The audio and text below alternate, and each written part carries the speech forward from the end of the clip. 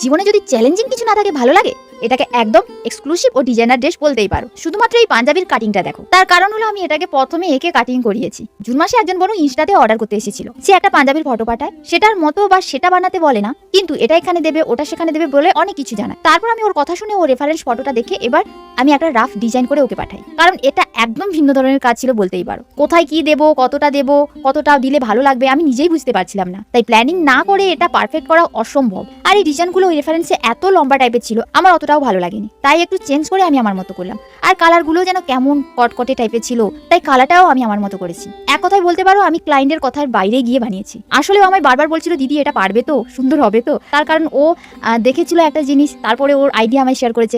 আমি একটা ওকে ডিজাইন পাঠিয়েছি, এবার সেটা দেখে মানে ভালো লাগবে কি লাগবে না, ওর জায়গায় যে থাকতো ঠিক এটাই করতো, তাই ও বারবার বলেছিল সুন্দর করে দিও। বিষয় হলো আমি যেই কাজ নিই না কেন সেটা সুন্দর করেই করার চেষ্টা করি। আর একটা কাজ তখনই সুন্দর হয় যখন যে বানাচ্ছে তার চিন্তা ভাবনাগুলো ওই কাজে অ্যাপ্লাই করা হয়। তাই এই কাজটার ক্ষেত্রেও আমাকে ওর অনেক কথার বাইরে গিয়ে চেঞ্জ করতে হয়েছে। সত্যি বলতে আমি যেখানে জানি এটা এখানে এমন না লাগিয়ে আলাদা করলে বেশি ভালো লাগবে বা ওটা একটু চেঞ্জ করলে ভালো লাগবে, তাই ওটা না করে থাকা অসম্ভব। তাই এই কাজটা নিয়ে আমার মাথায় প্রচুর চাপ ছিল বলতেই পারো।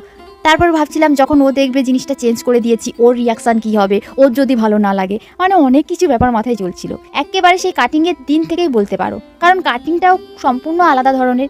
এই কালো জায়গাগুলোতে কালো রং দিয়ে তার উপর আমি ডিজাইন করতেই পারতাম, কিন্তু তাতে ওই অংশটা অনেকটাই শক্ত হয়ে যেত। ব্ল্যাক কালারের কোট পরতো, তারপরে আবার ডিজাইন হোয়াইটের একটা কোট পরতো, তারপরে আবার মাল্টি কালার পরতো। মানে ভাবতে পারছো 3টে কোট যখন পরবে অনেকটাই হার্ড লাগবে, ফলে যে জিনিসটা পরবে তার অতটাও আরামদায়ক হবে না। মানে বলতেই পারো অনেক কিছু আমার মাথায় রেখে কাজটা করতে হয়েছে।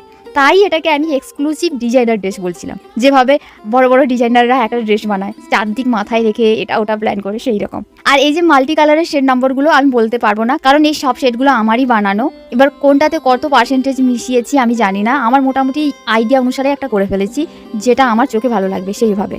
আর ক্যামেরাতে এতটা উজ্জ্বল লাগছে, অতটা উজ্জ্বল হবে না, এর থেকে হালকা লাইট বলতে পারো, তাহলে কিছুটা ম্যাট ফিনিশিং এইরকম টাইপের, মানে এর থেকে একটু হালকা হবে। দিনের আলোতে শ্যুট করেছি, রাতের আলোতে শ্যুট করেছি, মেঘলা ওয়েদারেও শ্যুট করেছি। তার সত্ত্বেও দুঃখের বিষয় এত সুন্দর কাজটার অরিজিনাল কালারটা আমি কিছুতেই দেখাতে পারলাম না। কোথাও ডিপ দেখাচ্ছে, কোথাও আবার বোঝাও যাচ্ছে না কি যে হচ্ছিল ক্যামেরার, আমি নিজেও জানি না।